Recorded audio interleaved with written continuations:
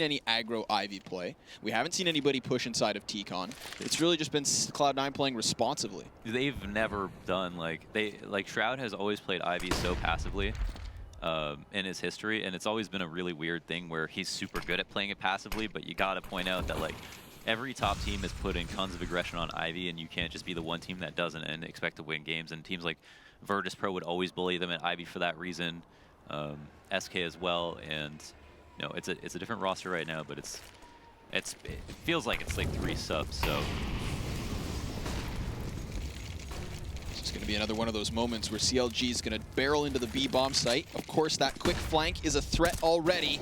We'll see if they can hold off anyone at all. Tarek immediately removed as Stu tries to find cover, but instead he takes one to the chest, and Ethan with another frag puts CLG to the 5v3. Skadoodle reeling backwards, trying to keep himself alive, giving time now for Shroud to come in behind, but there's no retake here. Cloud9 again going to forfeit another round, and CLG assert themselves with 5 consecutive to the board. They're finding a way to make contact inside with very little nade usage, just getting in between the counter nades from Cloud9. They're doing it great. You'll always have someone in Z, someone to come from back lanes, and they can get there pretty quickly. And even if you're down in numbers, the retake is always doable, or almost always. Not in that circumstance, obviously, but there aren't that many after plant spots to play on as a terrorist, and so a retake, even if it's 3v4, is more winnable than a retake on B side of Dust 2. That needs to be, you see, these need to be up in numbers to even have a chance. What a contrast to the retakes we saw from Liquid earlier tonight, where so frequently they were successful. Of course, Cloud9 allowing that lead to get away from them. CLG already putting up a very threatening score for the T side of this map.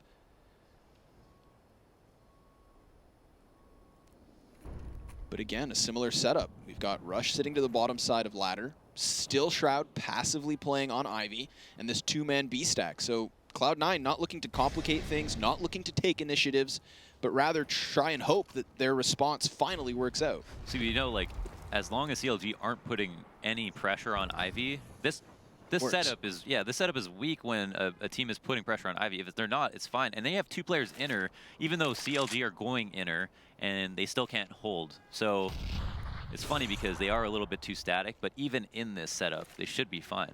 It's one of those moments where, in theory, this defense should hold.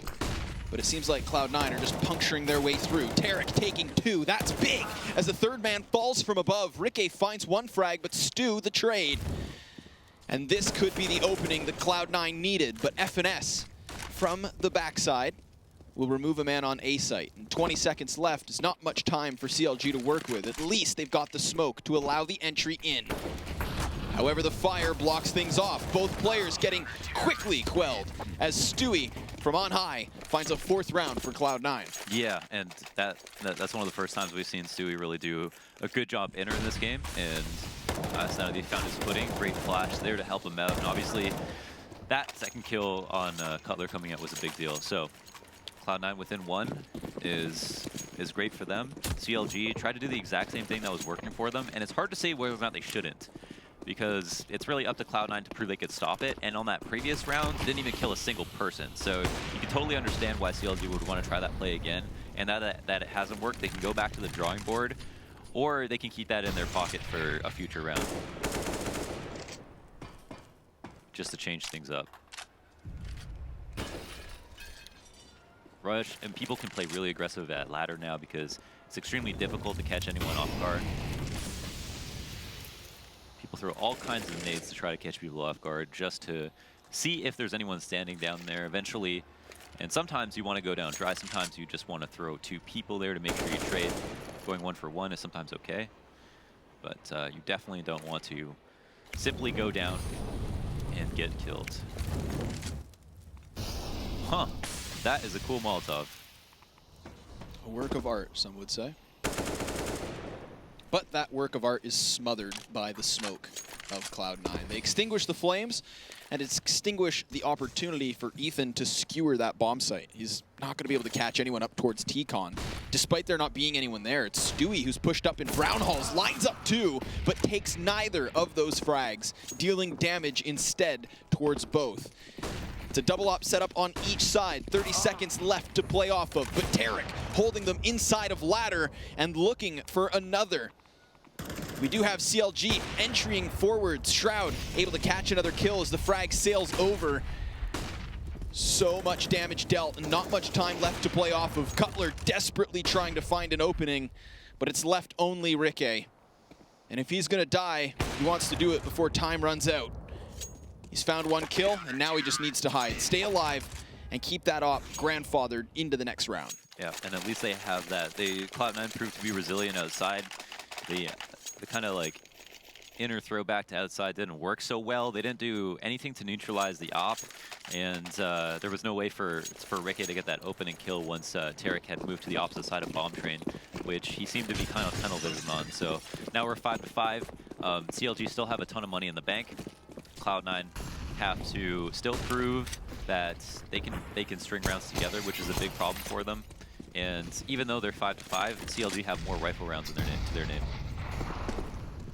Can't help but feel like that late rotation from what looked like an initial B play off CLG cost them. I mean, we saw how everybody just got bottlenecked inside of that ladder room and were unable to exit out. When you have a double op setup and you can't assume a line of sight, the likelihood of you getting into the round is slim to none. We'll see if this time, with a split from T-Con, they can find further success. Tarek takes the first kill, but it's Skadoodle removed up close by Ethan. Tarek trading it back, and then he's fully flashed, so he hides as Rush will hold on to Ivy. Shroud dropping the bomb in the process, and all of a sudden, CLG fall yet again. It is only Kusta. And he too removed as Tarek finds his head, and Cloud9 reassume their lead. And that's just one of the crazy outside rounds that you see so often on Train. I think that I actually like the choice from CLG to go outside in this situation. But as we can see, Tarek abusing the smoke on the Train as Ethan's looking the wrong way. That's kind of luck, and there isn't much that you can do about that. The most you could say is that Cloud9 were able to win more duels, and that's something that you'll probably see as a consistent trend, and is something to worry about for CLG. But in terms of the strategy, I think it could have worked on another round. It's been a while since we've seen Ivy pressure here from CLG. Yeah, that is one thing. On that previous round, and every time they go outside, they've been largely ignoring Ivy. And, you know, let's say this is a round now where you feel like you've lost an inner, you've lost an outer. Let's change it up, let's go Ivy. Well, you have not paid attention to Ivy at all in the last 4 rounds. So Cloud9 know that you're going to try to take control of Ivy. And, you know, unless Shroud's crazy, all this off is going to do is waste time for CLG as they spam smokes. Yeah, I mean, you mentioned it earlier, this passive setup from Shroud is fine when nobody's here. And even now that he sees all of this presence, that he sees this utility, we can see how Rush is up close and nearby. This has definitely become the more prevalent outside hold where you actually have 2 people holding it because of how important Ivy is. It's just that in this game, it hasn't been paid attention to much by CLG. Now that they are showing presence, it should foreshadow their execution. Of course, they are still going to apply pressure from both T-Con and Ladder Room, but it's going to be 3 players from inside Ivy itself. Cutler looking to pull the trigger on this execution. Wants to make a distraction, and it's Ethan with a kill. Here comes the tease as they just jump across. Rush completely cleared as Ricky takes 2. Clearing out the corners and the bomb site and giving CLG a fantastic 5v2. Despite there being 4 seconds left on the clock, they get their bomb in and they get another round in the pocket because Cloud9 want nothing to do with this retake. Yeah, there's no option there. I don't know exactly what happened or why it was that Shroud moved from Ivy to Hell, but him putting himself in that position, giving it up completely when they did have 2 players there to deal with Ivy, is when the passive setup does become a problem. As we were alluding to, it just looked like they were posturing to defend for Ivy in a situation where CLG had not shown any interest in it, and suddenly we're super into it. And we're like, we're all about Ivy. Like that seems a little bit too obvious, but they still didn't. They didn't hold on to it. So we'll see if CLG decide to reapply that pressure. Of course, this is Ricky's entry. Does catch Shroud with his back turn, so I feel like they were expecting more of a T-Con or ladder presence once Ethan got that first kill. I mean, again, we saw Liquid nailing the timing right, pulling the attention of those A-site defenders as a distraction elsewhere. And that's exactly what happens. But, I mean, it's not like CLG revealed 3 players from TCon and then the crucial kills come in from that late lurk. No, it's the entirety of their push coming into the backside, and no one sees it coming. So we find CLG all tied up, 6 rounds apiece, and the cross from Tarek goes unpunished. In fact, he gets the opening kill onto Kusta, 5v4, as Stewie looks for another one. Oh my! That wasn't even a wall bang, dude. Holy crap. Clears Ricky right out. Now a 3-player T-play from CLG. I mean, where do you go from here? This is one trend that we've seen from CLG, is they did outside until it didn't work, then they did inside until it didn't work, and now they're doing Ivy until it didn't work. And it's actually Stewie to move from inner to op Ivy, and not even op it aggressively off a spawn, just passively. So he kind of feels like, I need to go and control this right now. And it's actually Shroud to go inner, which is kind of interesting. It seems like a very on-the-fly adjustment, actually, and it makes sense.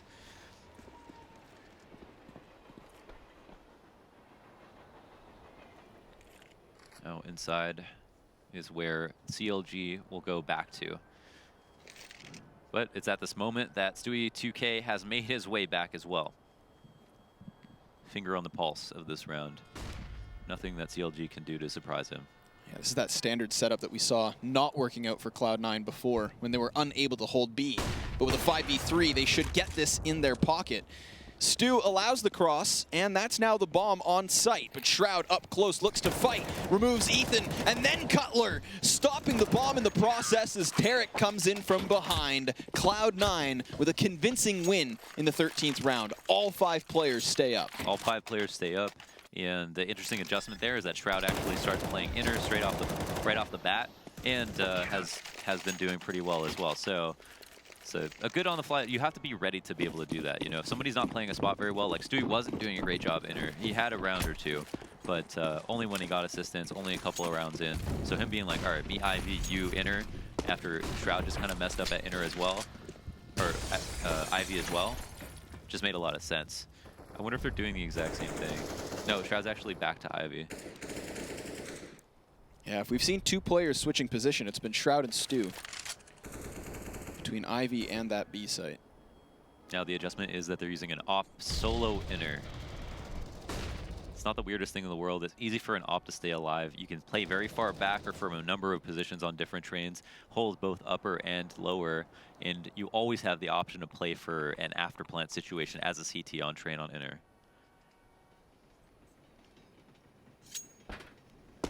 Stewie's hungry for that peak, but looks like Counter Logic Gaming are content to burn some time, as ramp is also burned. Ooh, tough spot for Ethan. He'll be all right. Very fortunate to have not had to cross there. And okay. Ethan just runs outside. I guess they're trying to sell some kind of distraction outside with smokes, so it wasn't completely dry. That's a crucial kill from Finesse, and Kusta catches another. That's Stu off the back of the bomb site. So now it's all on Ska to just at least hold for the rotation to arrive. But look at this positioning from Cutler. He's already so close. And the moment Cloud9 are distracted, he can swing wide. As he finds Shroud and leaves it all on Ska, he is going to retreat. So that's another round for CLG. I mean, there was a moment there where Ethan and FNS were pushing into that A bomb site where Stewie was all the way back towards CT spawn. The entirety of Counter Logic Gaming could have pushed out from upper and gone unpunished. And despite him getting back into position, it's the moment he gets back that he actually gets picked. So it's that window of opportunity that A fake created. Counter Logic Gaming see the window, they punch it wide open, and they break into the bomb site. So awesome round for them. They sell the fake, and they tie things up at 7 apiece. a key point of that is, number one, that FNS was able to get his trade. At first, it seemed like Ethan died in vain because he ran outside. FNS wasn't there to even make noise, and so that might make it seem like the fake was complete BS.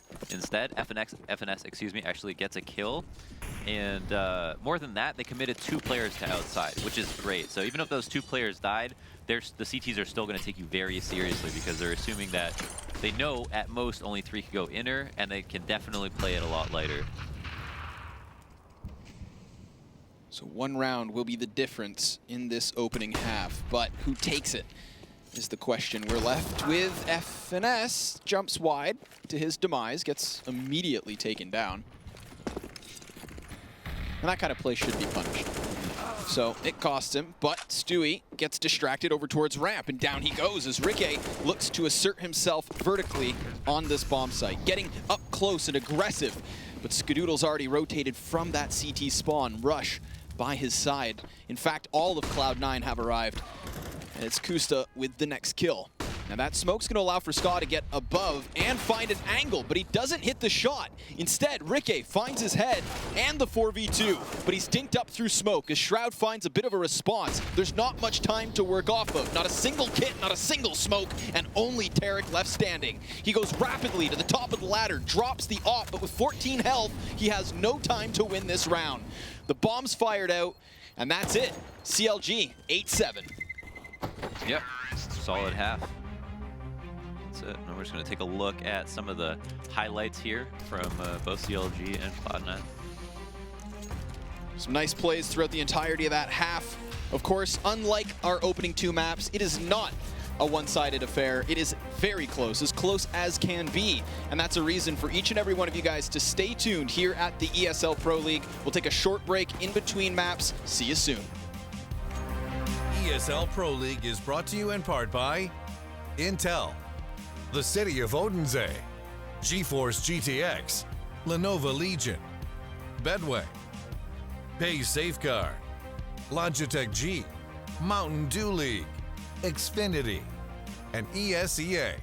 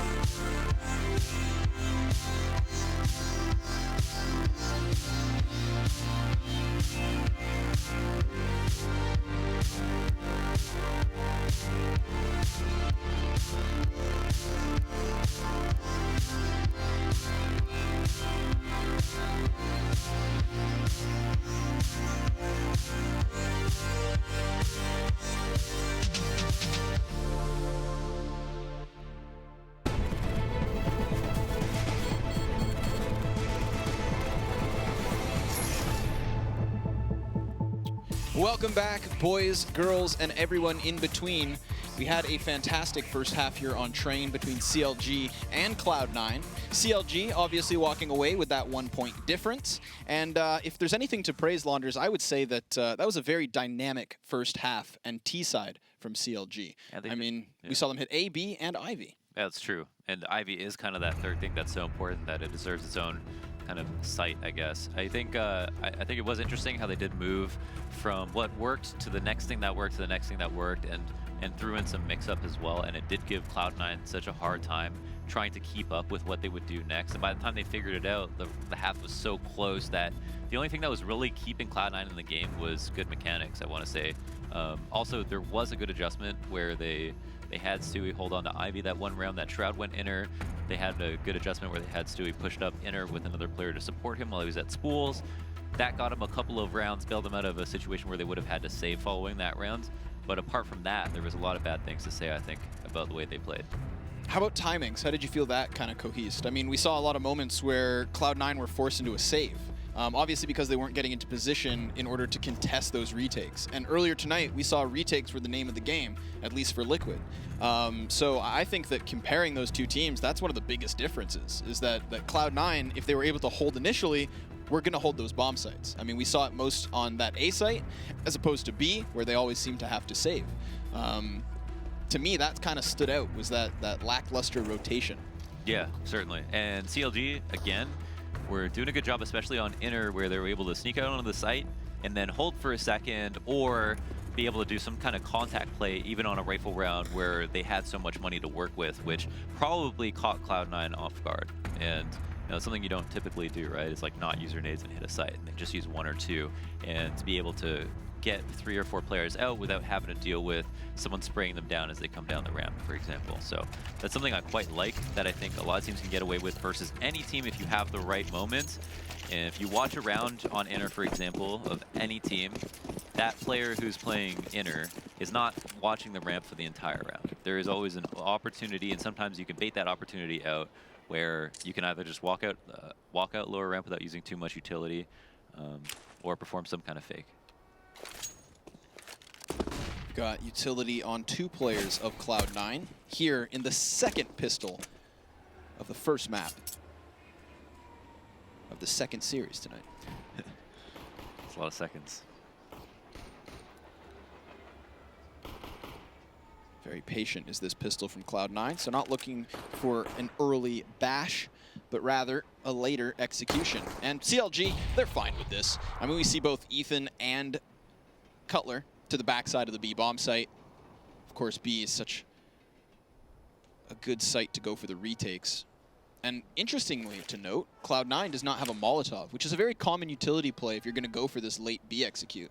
Obviously, we saw that earlier on, and it's not the case here. So they'll have flashbangs and smoke grenades, which will prevent Ethan from plucking a man early on. The terrorists able to cross and to get into that site. Bomb certainly to be planted, but Tarek's already up close and looks to punch in some teeth. Instead, he gets his head popped, and Shroud looks for the response. It's a lot of damage dealt. Finally, Cloud9 on the kill feed as Rush takes 2. And a 3-on-3 ensues. Cutler quickly trying to get back into this. And the entirety of these terrorists are pinned in. CLG to the top side of the train. They're just boxing in the T's. Rush with another frag, but it's Ricky with a falling 180, adding style points and a round to the board for CLG. Well, you know he knows karate, so... Does he? Expect him to come out of the sky. Yeah. Oh, you didn't see that one tweet? Okay, I'm shut up now.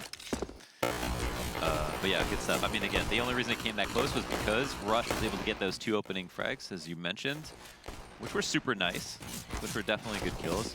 But even in that 3v3, you see it becomes very CT favored because there aren't many places for the terrorists to stand. And it's not even because Cloud9 didn't pick the best after plant spots. It's like, if you go upper, for example, which is an ideal one on a rifle round, it's not as valuable on a pistol round because you're a Glock versus a USP at such a long distance. So they did what they could, but it wasn't nearly enough. I feel like you more often than not see that upper play if Molotovs are in the equation. Right. But they were not. It's true. There was flashbangs. That's true, as you pointed out. Those flashbangs did help on the entry. I mean, we saw how Nate was pushed off the top of the train. So they definitely had their place, but that place was not enough to secure a pistol. We shall see if Glocks can prevail towards the A site. Ricky peppering the kneecaps of Tarek, who does eventually fall. Ethan towards B. Well, he's gotten himself a kill, but it's Cloud9 with the bomb plant. The old switcheroo as they distract players at A, hit both sites simultaneously, and find that extra cash. Solid film to get the plant. So you're reminded that is the birthday of Counter-Strike. Yep. Great day to be alive. Catch that major update. Very major. It's all caps. And that's unfortunate. It came very close. They were very close to being able to just stop the plant entirely, but because of that extra $800, and we see that Cloud9 have spent almost all their money, if not all of it, they have full nade sets because of that one plant. And that's how important those things are. I control this thing. Oh my gosh, Kusa just runs in after failing to kill Stewie for so long on that previous round versus an AK. So has to take ladder in his own hands. gives him the drive-by. And I was impressed with the amount of time it took Stewie to get into that position. I mean, that was very quick, but precision beats speed. 9 times out of 10. Then again, it was an MP9, so probably not that precise. Just a lot of bullets. It's true. It's all up in your face. Of course, now with Cloud9 being in the 4v5, they've got the utility to execute in, but they don't have that man advantage. It's going to be hard to play off of. Ivy being poked around at, and not much presence from CLG here. Actually, no counter nades at all. Will Cloud9 use this? Is a big question. And as we see them postured, they can split outer with 2 at Ivy, rely on Rush to try to get an entry.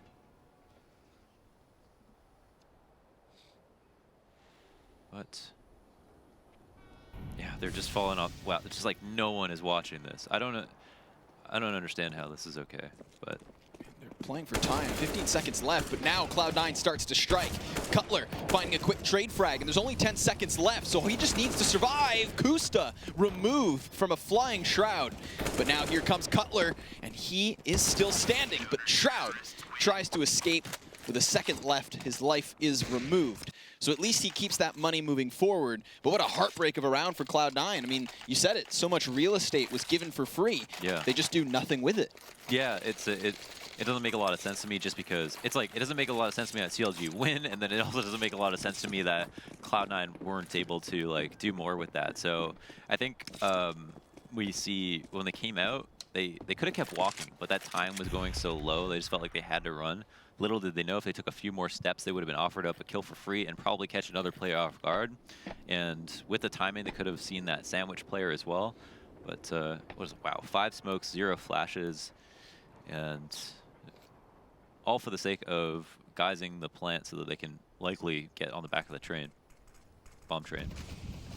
However, that bomb site is fully stacked. Oh, okay, double fake. Molotovs in response deals 0 damage because Cloud9 just pumped the brakes. Of course, there's the first frag. Tarek gets removed through smoke. Kusta up close wants another, but that's at least the bomb in here. So Cloud9 are successful in their initial objective. They'd love to deal some damage on top of this, but the retake gets rolling. Molotov burns out Ska. He goes down quite quickly. Rikke with another, and Cutler takes the last. So the 5-point lead now on the board for CLG, and Cloud9 with extra cash in their pockets. Yeah, that was definitely worth it. 5 smokes is somewhat of an investment, but and the PT50s as well, but they got that plant really clean. That's an interesting strategy. Smoking the lower ramp as well as outside means that you're telling the inner player, hey, don't push. That wouldn't be safe. You don't want to go and die for the sake of, with the risk of us coming inner after this. So that allows them to maybe hold 2 players inner and almost certainly not have anyone push on either side of the map. Just wait for that plant to go down. That's what they did. Not a play that's necessarily going to put Cloud9 in victory lane, but at least something to facilitate their A plant. So very nicely done. Of course, it nets them lots of guns. An op in the hands of Skadoodle, but Shroud gets taken down. Aggressive play from Kusta, finding that one lone B player and leaving the rest of Cloud9 over on A. Of course, Stewie's already worked his way out. But the rest of his team now a little hesitant. Yeah.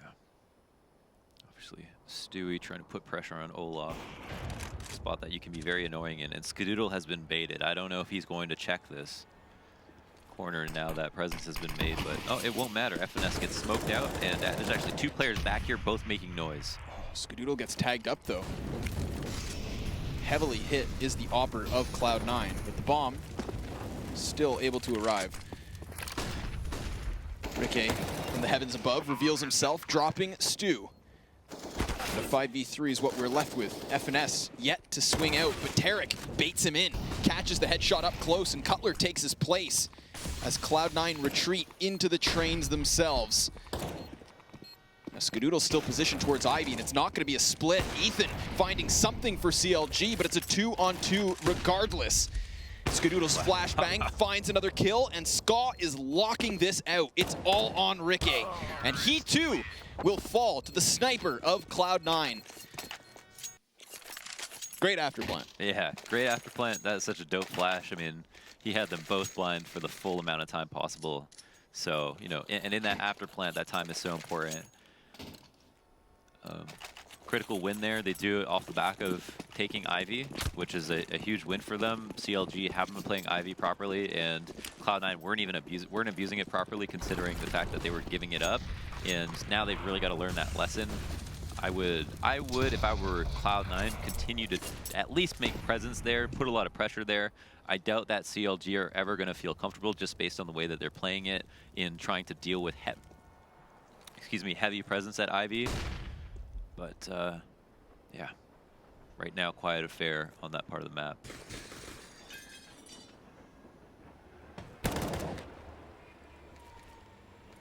That seems to be the more standard bait that people are using these days, to actually just use your body to see if someone will shoot back.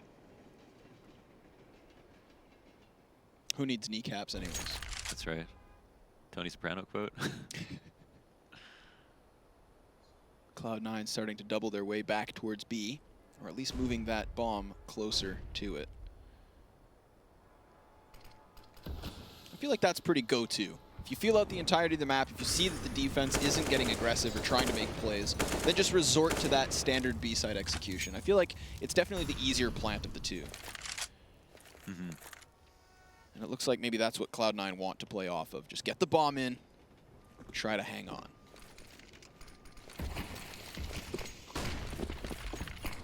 It's going to be tough here. Smokes go down, Cutler's spray goes out, and it catches the head as Ethan, from the corner, will find two of his own. A solid B-site hold here from CLG, leaving Skadoodle all alone and wondering where his team went. It's a full house on the B-site as Ethan gets his third, Cutler having found those other two. Gotta say, I'm kind of disappointed at how timid things are. Double smoke lower ramp, and obviously a solid hold from Ethan, who is playing spools, which is just a really strong position to play. And that's typically where you only put your second guy if you think that it's going to be a B hit, almost certainly. You're like 70% sure. You throw two close-up B, you have one at spools. That guy will almost always get two kills. Really hard to kill a guy unless you know he's there before the execute starts. But Cloud9 are not looking for information, and Train isn't that friendly to people on T side looking for it. But at the same time, they are not getting their toes wet at all, and I think that's costing them. And yeah, I mean, like, they got away with abusing Ivy. CLG have not proven that they're playing it properly, and yet Cloud9 are not testing their luck there for some reason.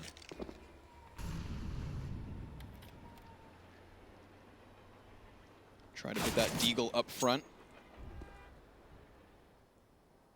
Looking to pull a man off of the back of sight, but unfortunately for Stewie, he's tagged the moment he peeks outwards. So Cloud9 to revert back into the B-bomb site. They're going to come trickling downwards. And Ethan allows the cross while he catches Stewie. That's not going to be a clear out.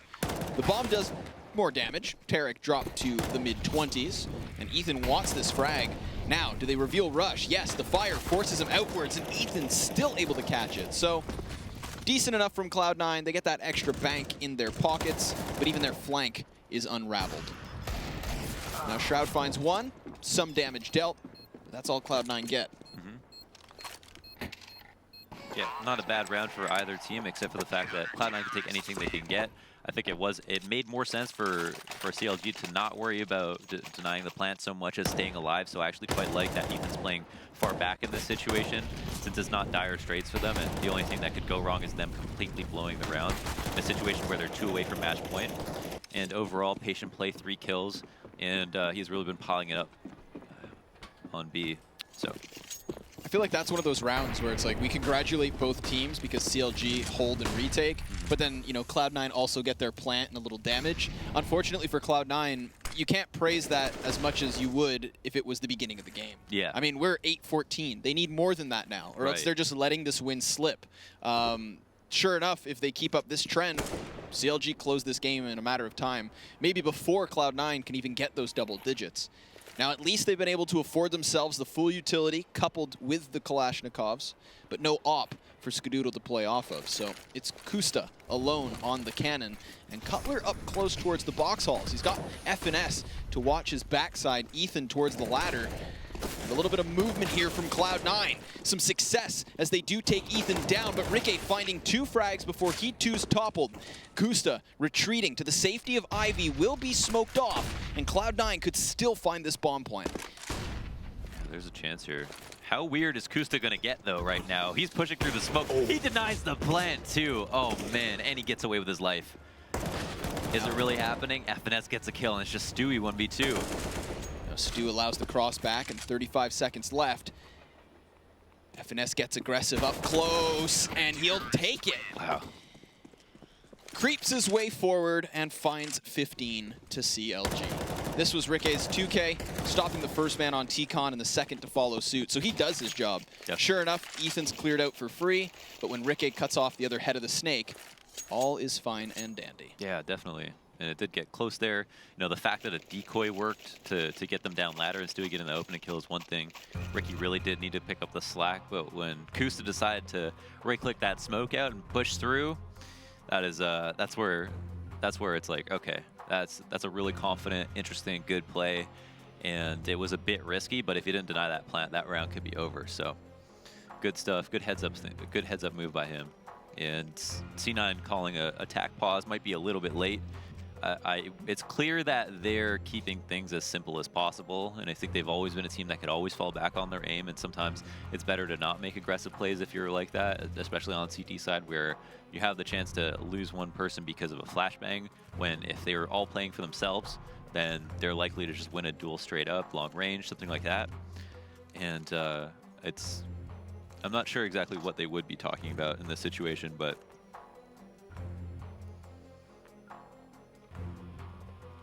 it's a tough spot to be in. I mean, if you're going to call a pause, you'd almost think that, you know, before that last gun round would have been the time to do it. Probably, yeah. So, I mean, sure enough, they're not out of this game. They still have 7 rounds to play with, but they will need all 7 of those in order to extend it.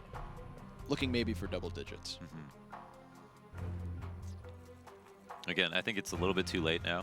Yeah. I want to say, but if it were me, that Ivy has been wide open. It's worked really well. Go back to it.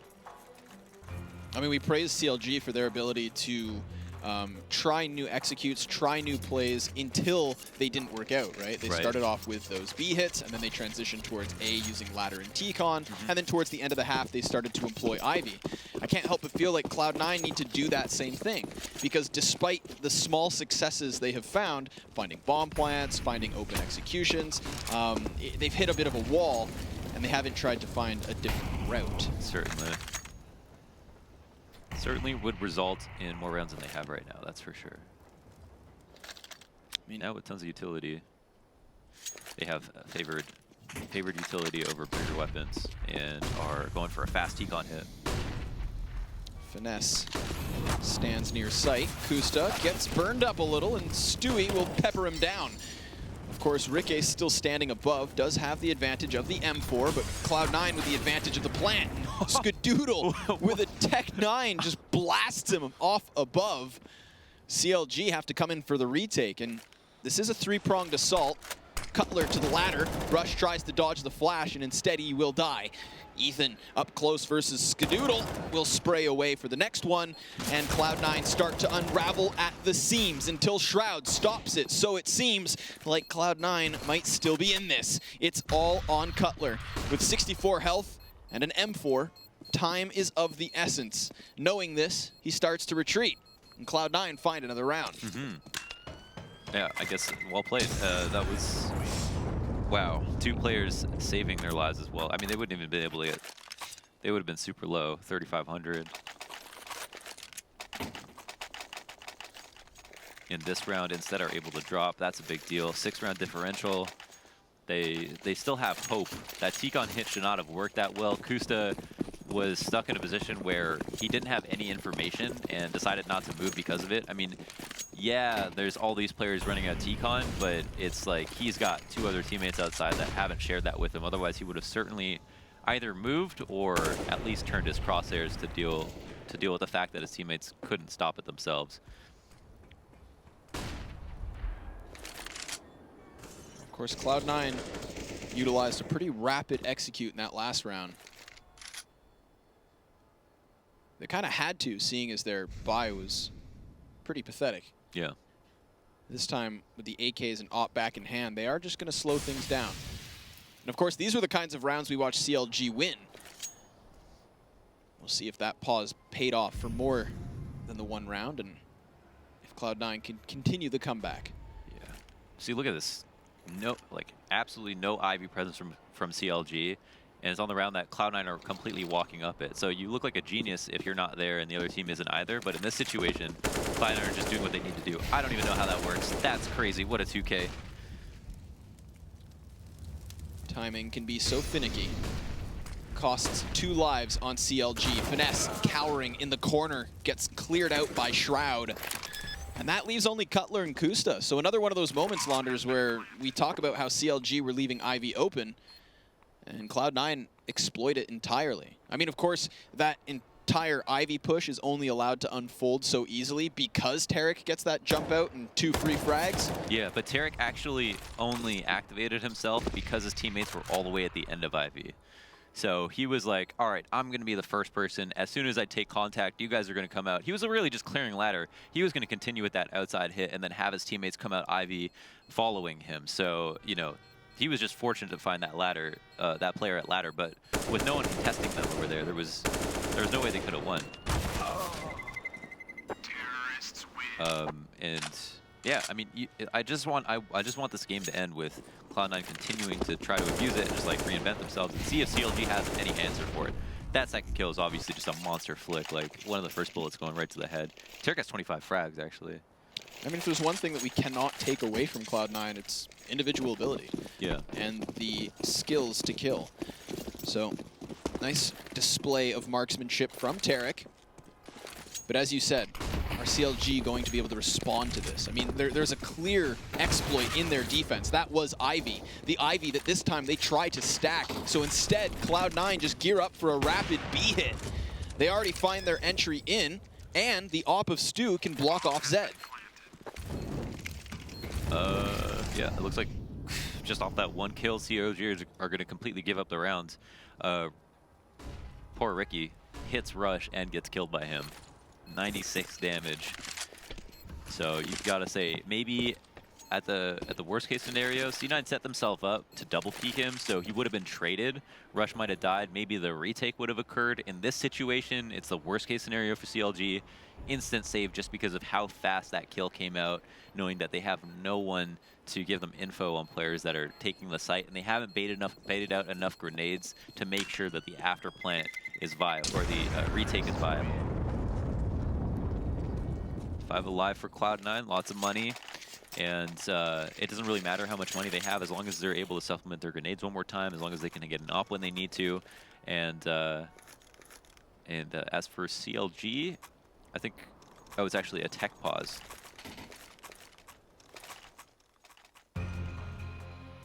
Still, a good moment for CLG to recompose themselves.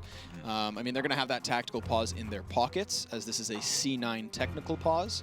But, I mean, so here we have it, right? Cloud9 obviously switching sides. It was a very close first half. And then immediately on the defense, CLG start to prevail. We see them secure overtime. Cloud9 called their pause, and now they've added 3 or 4 rounds to the board.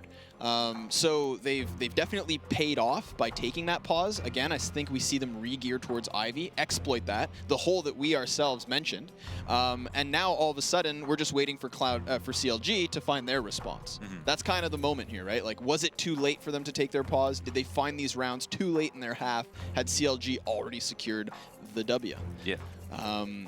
So only time can tell, but this would be one hell of a little comeback from Cloud9 if they can get this overtime rolling. Certainly would. What an exciting game. Yeah, it has been. It has geared up to be a pretty good game. And that last round was pretty interesting too, because it just, you know, was a straight up like inner hit, and it seemed like they were really hoping for an opera to be there the way that they double peaked it. So timing was on point. Tarek taking a little bit of damage, trying to get aggressive in T-Con. Counter flash up the ramp is going to stop any more T aggression on inside. And for the meantime, a stalemate, as it looks like the Terrorists are just going to set up for a full exec B. Bomb posture here, Stewie peeking out upper. Ethan caught with a grenade, still able to put up the flames. As Cutler finds one, his teammate has fallen, and that is certainly the bomb now in.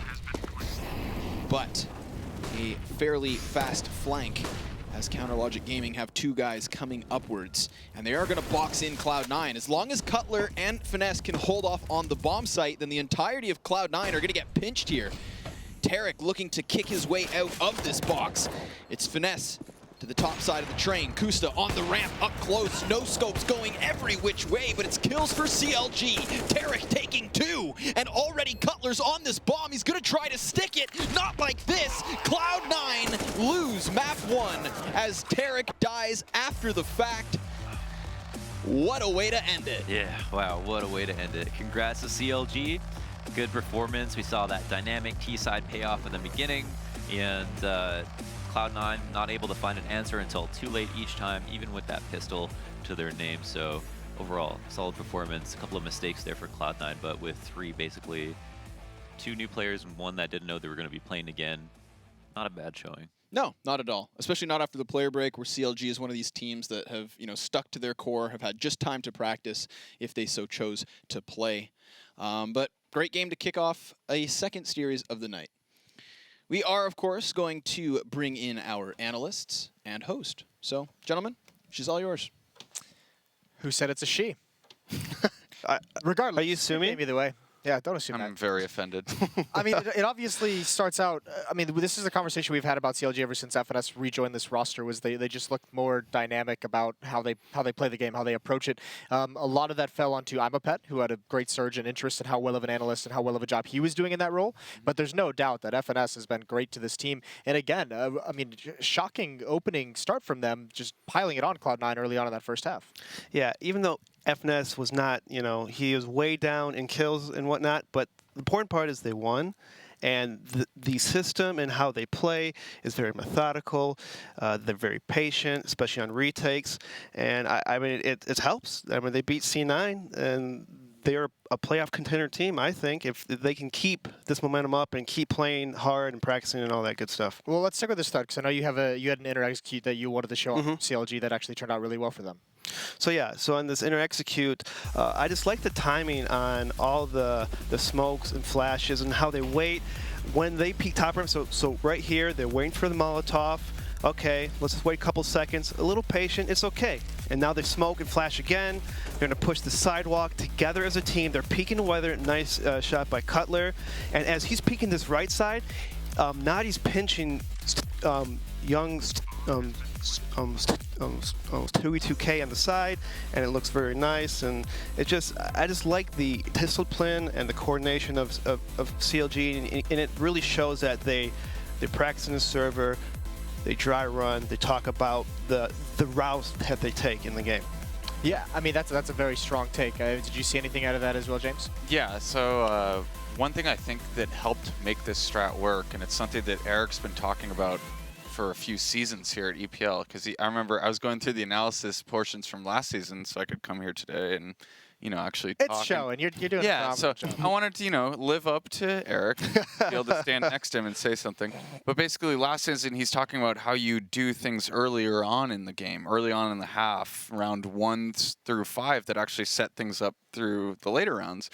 And I remember that it was the second or third round of the half, and CLG did a double exec inner, right? Like they exec and then they re-exec. So this round that we just showed was the next time after that round that they actually went for a full exec inner, right? So that looked like it was going to be a double exec, but they actually just waited for the molly and then went out on a flash. Well, the cool thing about this game for you, James, is that as the analyst for Cloud9, you're doing 2 jobs at once. It's 2 birds with 1 stone here. So talk to us. What are some things you saw to Cloud9 that you're going to be able to bring up? Because this didn't look like a pretty game, and I think we all expect there to be some rough patches, but still, this is a bit rough for the squad. Everyone outside of Tarek seemed to be struggling a little bit. Yeah, I mean, frags don't always tell the story. Sure, Tarek's aim might have been on. He might have deathmatched for longer than other people, or just might have eaten enough cereal today, because we all know Tarek likes cereal. But You know, I wouldn't look too much into it. So I picked out a round. Yeah, the Yeah, Cloud9 so this is just showing that, you know, they've been together for less than a week, right? So they have a good idea here. Shroud's going to lurk inside. He's going to drop his smoke right here, lower ramp. You see his smoke go away. And that's going to pull the third of the 5 CLG guys remaining towards inner. So this is ripe for outside, right? That guy was out of position. But the guy who wins the round for CLG is the player in sandwich. Gets the bomb planter, right? So see this guy hidden in quad, Cutler? Yep. So he ends up sealing the round. So the big thing there is that if you were to draw a straight line from ladder room to the back of hell, the back of green train, yep. if the T's don't clear out that upper triangle that includes Olaf, you know, by blue train and the back of green train, like just don't even try going outside at that point. Like if you're not going to clear that triangle out, too many miscues coming down to like the theory of Counter-Strike and how to clear the bomb site properly, and that's exactly what they probably haven't had time to do. Not to mention the roster changes, and this is what the second or third lineup they've actually used in matches as well. So yeah, I mean, outside of that, some good things that we can take from Cloud9 early on. I know obviously the big thing is you can't cast doubt on any of the skill they have. Tarek has a phenomenal game.